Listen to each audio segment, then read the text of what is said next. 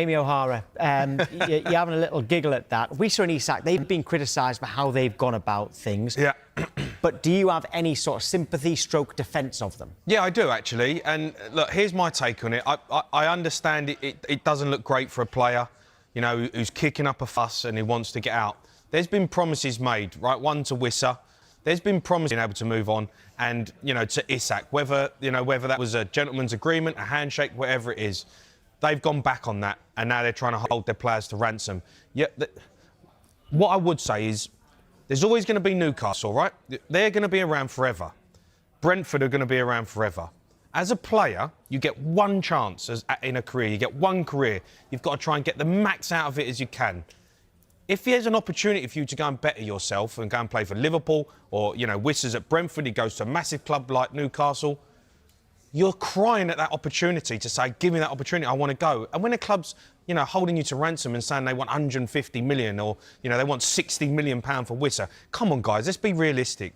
Wissa done a job for you. You said he could leave. You gave him a gentleman's agreement. You said he could, and now you've gone back on it. You could have sold him for 25 and it would have been done. I just think it's out of order. You know, because when the club wants to get rid of you, Tom, and I've had this, and every player knows this, every single player goes through this. When the club want you out, and you've got time left in your contract, they want to push you out the door. They want to shove you out the door and say, go on, move on, thanks for coming, we're off now, we don't want you. Oh, fans, he's got to leave, he should be gone. Right, but when you want to leave and when you want to better yourself and have a chance of going to a massive football club, when you've got one career and it don't last long at the top, you're not allowed to do that. There's no loyalty in football anymore, and, you know, I think, look, it's not easy, but sometimes these things have got to happen. As Roy Keane would say, if you want loyalty, get a dog. Right, well, Newcastle fans are having their say. We're joined by one now, Newcastle fanalist Matthew Eltringham. Hello again, Matthew. Just hearing Jamie's views on that there. You know that your fans made it very clear about what they think about Isak in that game against Aston Villa on Saturday. How do you expect this one to play out now? Hi, guys. Yeah, the situation hasn't changed. We don't know what's going on behind closed doors. It's not good. It's not great for us. We obviously missed the striker on Saturday. We let our feelings be known at the end of the match, as you'd expect. But I know Jamie's just mentioned players being held to ransom. Jamie, I just think that's a really, really big exaggeration. I mean, Alexander Isak, for example, is being paid, what, £140,000 a week to play for a great football club. He's got 3 years on his contract. He's the one who signed that contract. And Liverpool, as it stands right now, are not making the bid that Newcastle deem acceptable. Not only that, the same with the Brentford situation. There are no replacements coming in. You've got to think of the better of the football club. I don't see how a player can be described as being held at ransom. Well, he wants to leave. He wants out. He's done the business for you. He wants to move to a bigger club. It's as simple as that. But Newcastle value the player, and you've got to bear in mind we don't need to sell. Yes, it's a massive amount of money with PSR. Of course it is. We are not in the situation of the Man Uniteds, the Chelseas, the Man Cities. But when we don't need to sell one of our assets... But why would you want a player there who's not happy? He's not happy. He don't want to be there. Sell him on. Get 120 million quid or whatever Liverpool have offered. Take the money, go and buy yourself 3 decent players. Like, well, you've got a player there who don't want to be there. He don't want to play for Newcastle.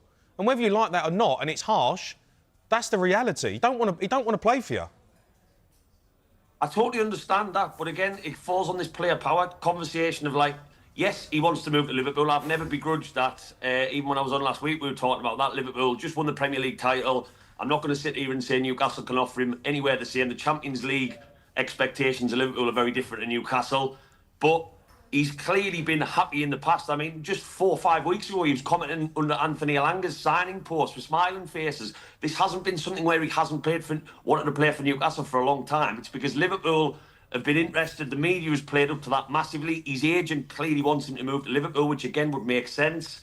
But it's not a case of we sell because Alexander Isak says, I want to go. We need the money that we value him at. I mean, Jack Grealish, 4 or 5 years ago went for 100 million. You cannot tell me that Alexander Isak should be signing for Liverpool for 110 million pound if that's the last bid they made. I think Newcastle need to make a statement with the ownership we have now compared to once upon a time when Mike Ashley probably would have clapped his hands and said, yes, give us the money. We need to make a statement that if you want to take one of our best players as a team at the top of the Premier League, pay the money. And Liverpool fans are continuing to say, just sell him to us, just sell him to us. Well, That's a two-sided argument for me. Give us the money and we might consider it. But you're not happy though, right, Matt, with Isak, but you'll take Wissa in open arms. You'll love him when he comes to the football club, right? Again, I've got to be honest. I think I've seen that conversation on social media.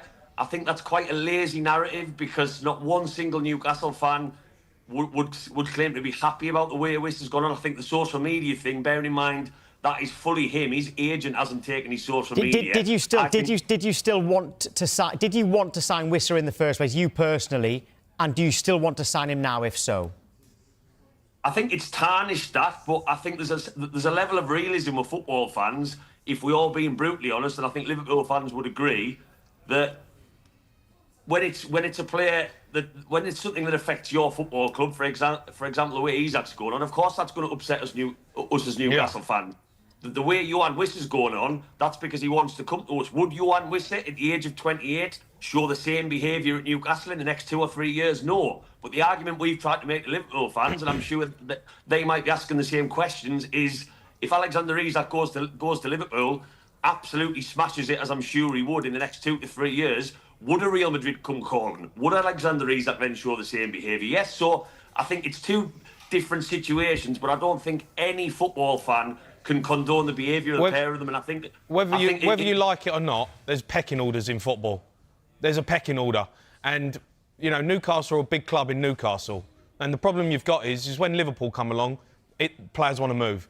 Brentford, you're bigger than Brentford, so Wissa wants to go to Newcastle because they're a bigger club. The problem you've got is Newcastle fans think Newcastle are the biggest club in the world, but you're not. And Isak's made that, and Isak's just pointed that out to us. And that's just the reality. Trent Alexander-Arnold done it to Liverpool. Liverpool think they're the biggest club in the world. Real Madrid are. And Trent showed that. And that's the reality. There's pecking orders in football. Don't keep a player that don't want to be there. Let him go. Get your money. See you later. Newcastle is still going to be a great club. But what I would say to that, Jamie, is it's the better of the football club that's the most important thing. So if we sell Alexander Isak with what? 2 weeks of the window to go. We currently haven't got, we talked about Johan Wissa. Brentford have apparently, as we led to believe, asked for more money. So that one might not happen. So you're telling me that just because the player wants to go, we should go into the season, a Champions League season, as we're looking to continue to build, with no striker, just because Alexander Isak has spat his dummies out, he's dummy out the pram. You've had time to get this. You've had time to get this done. You've had time to get it over the line. You've lost out on Ekatika. You lost out on Sesko. Because you're trying to hold him to ransom, you don't want him to leave, but you've got a player there who don't want to play for you. What are you going to do? You're going to keep him, he's going to come back into the squad, he might walk around. Yeah, Matthew, sadly, we've run out of time. This could have gone on forever, understanding. We should just mention, by the way, that Johan Wissa wasn't given any assurances that he would be allowed to leave this summer. The club didn't do that, but he is, as you know, trying to get his way to Newcastle United. That one is not dead yet.